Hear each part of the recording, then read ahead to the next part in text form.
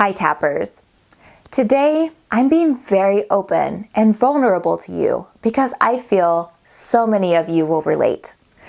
I've shared some big past negative events with you in previous videos, but this is a current one.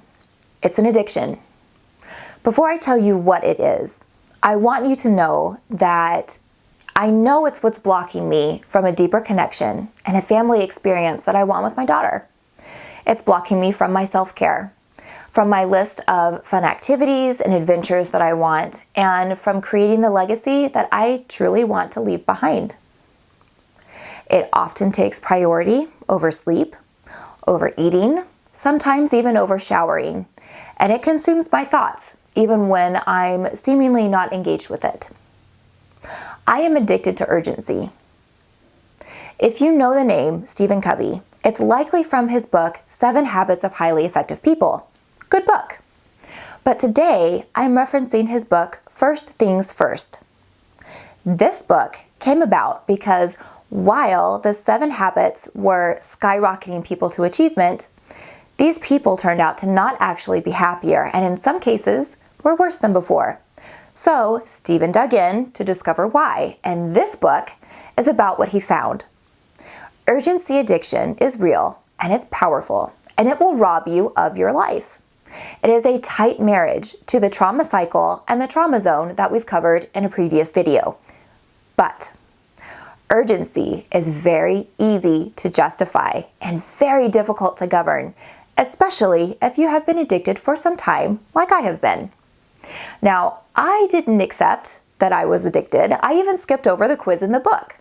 My problem isn't urgency, I said. It's being not organized. It's not managing my time correctly. It's putting too many things on my plate. It's not whatever this addiction is that he's talking about. I mean, I'm not happy with how things are, and addictions feed you in some way. So this depletes me. It's not it. Sorry, Stephen, what else you got?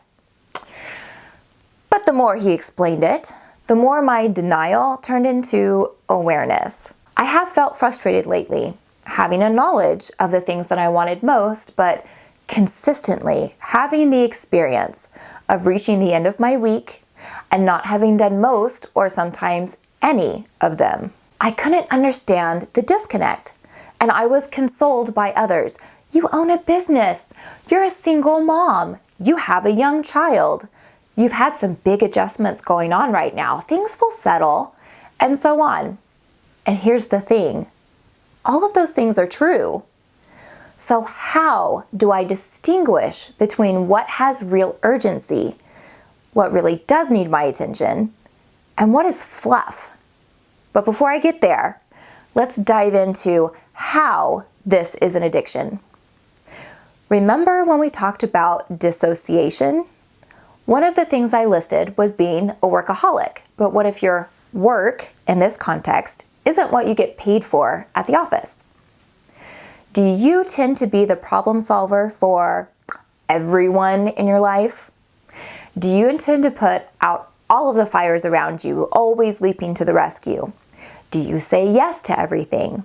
Or are you constantly saying, if you want it done right, you gotta do it yourself, and you don't let anyone do anything that you know how to do within a 50-mile radius of yourself? And with that, do you feel frustrated that you missed out on things? So you feel good about helping or doing, but also upset? Remember how doing things that are happy, wholesome, and full of joy pull you down into a space where your subby doesn't feel safe? To your subby, asking it to engage there is like peering down a sketchy alleyway at midnight and saying, "Oh, come on, it'll be fine." It will do all it can to get you to run in the other direction in both cases. So a phobia is something that we develop that gives us a huge aversion to something. An addiction is something that we develop that gives us a huge draw to something. The subby likes urgency, and it will reward it, and it will make it easy to find if it's not right in front of you. Have you ever found yourself with a free afternoon and you choose to call up your most troubled friend just to see how they are. Before you know it, you are to the rescue. And even when it's tiring, you can't stop. Everyone and everything needs you. You've made sure of that. So it continues. But what about when things are truly urgent?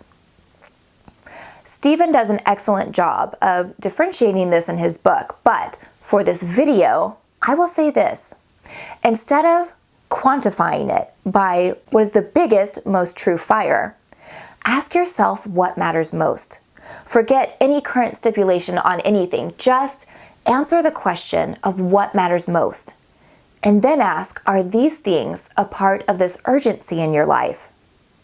What can you do about all this other urgency that you could be rid of if only you knew how? EFT is clinically proven to be effective in resolving addictions, symptoms of PTSD, one of which is dissociation. This is a very tricky line, my dear tappers, but such an important one to discover. I've heard it said that good is the enemy of great. All of my efforts are good efforts, but currently at the sacrifice of my great, and I'm not okay with that. EFT shortens the learning curve of this type of situation so dramatically. So if you relate to any of this, I highly suggest finding a CCEFT practitioner who can begin to help you to find that currently elusive pathway to your own great and let go of this urgency addiction. I'll see you soon.